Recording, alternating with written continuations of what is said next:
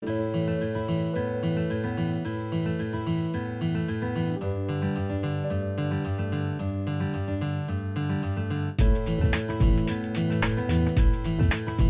International River Foundation's Australian Riverprize is the largest prize for environmental achievement in Australia, promoting and rewarding innovation and sustainable management of rivers in all states and territories.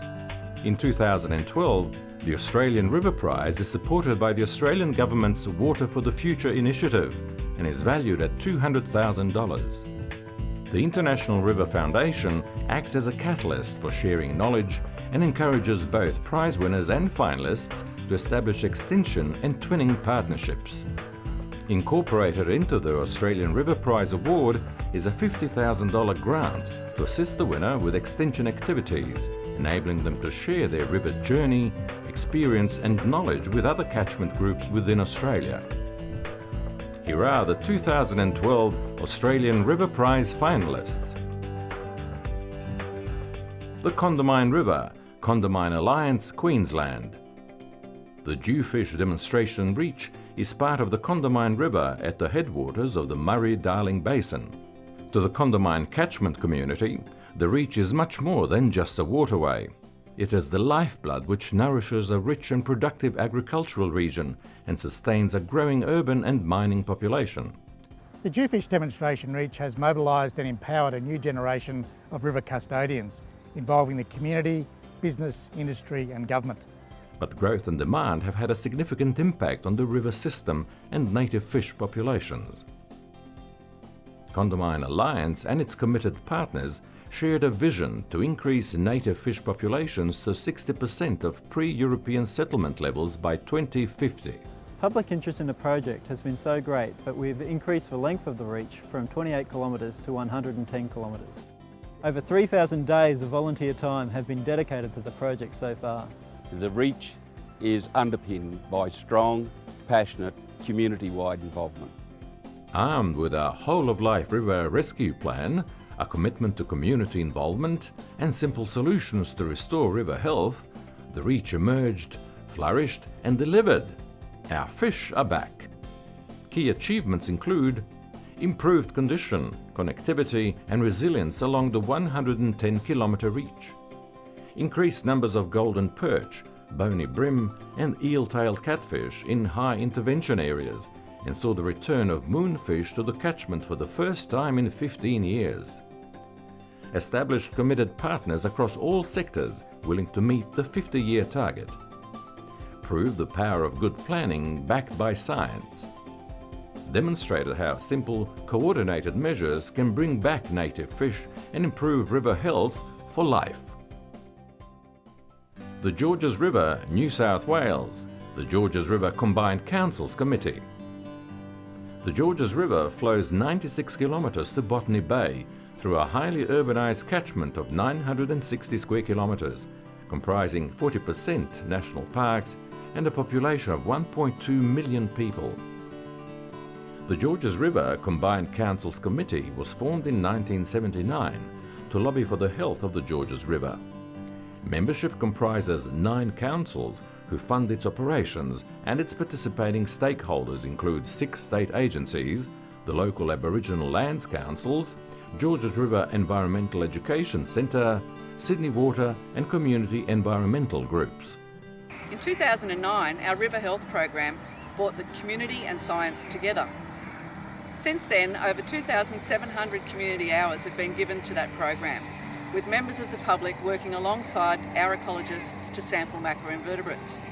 This has resulted in the community being able to have an enhanced role and increased capacity in the management of the river.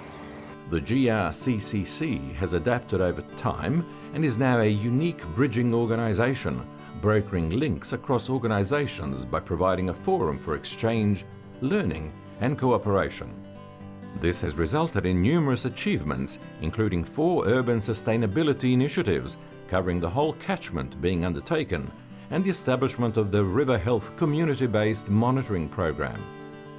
In addition, ecosystem health has seen many improvements in the last half of a decade via riparian and bushland rehabilitation, mostly in endangered ecological communities, the planting of over 85,000 native plants, rehabilitation of 700 hectares of wetland, implementation of 22 water quality improvement devices, the removal of over 200 tonnes of litter, and the removal of over 250 tonnes of aquatic weeds.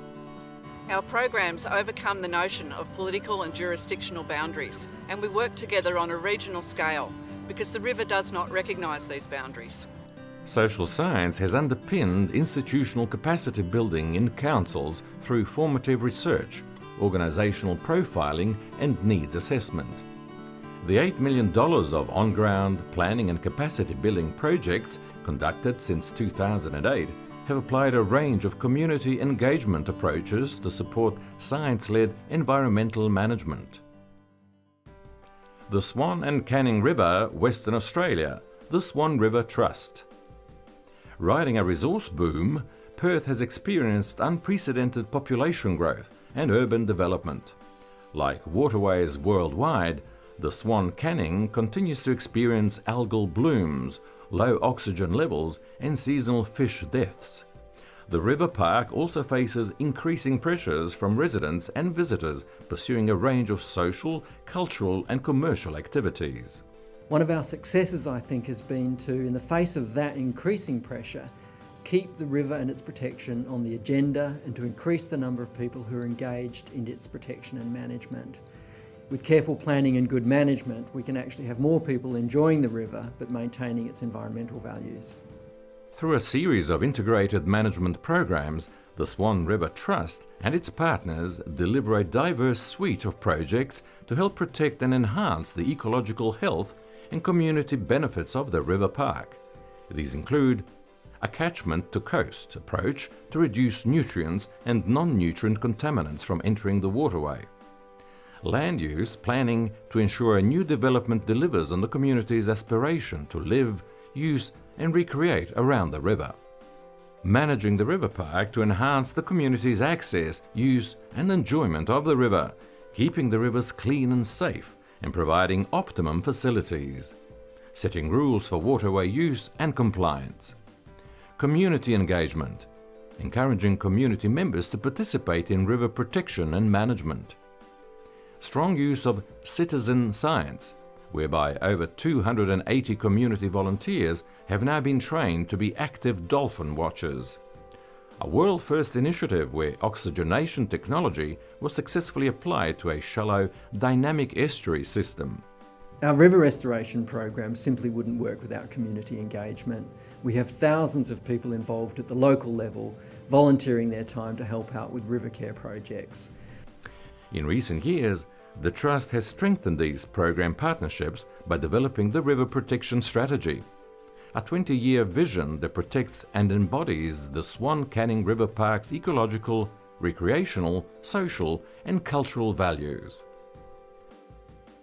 The International River Foundation would like to thank the Australian Government for their support and congratulates all of the National Riverprize Finalists for raising the standard of catchment management in Australia.